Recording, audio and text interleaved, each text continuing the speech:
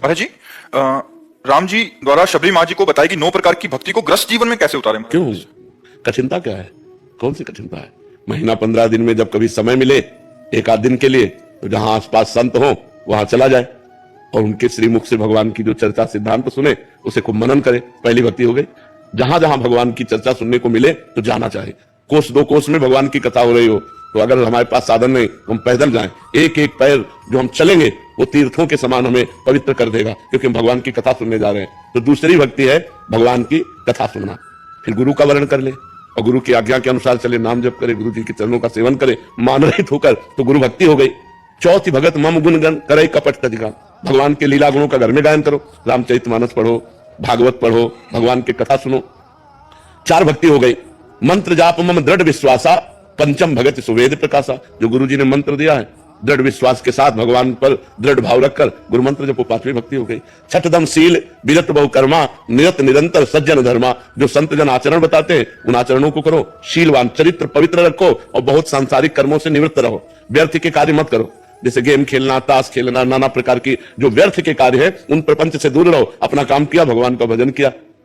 धैर्य पूर्वक अगर जो कर्म कर रहे हैं भगवान का चिंतन करते हुए करें, भगवान को समर्पण कर दे, वो छठी भक्ति हो गई।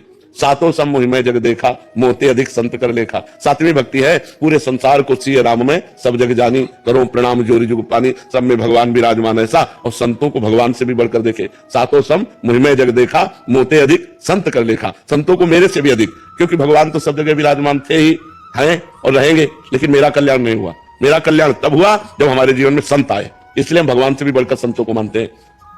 8वां जथा लाभ संतोषा, सपने उन्हें देखे पर दोषा। 8वीं भक्ति है जैसे भगवान रखे, जथा लाभ संतोष सदा काहू सो कछु न चाहूंगो।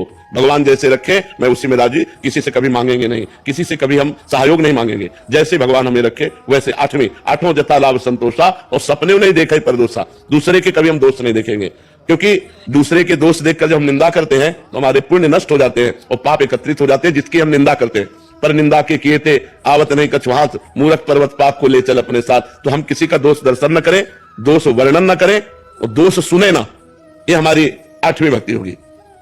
9वम सरल सब संचल हीला, मम भरोसे ही हरस न देना। 9वीं भक्ति है सरल स्वभाव न मन को तिलाई।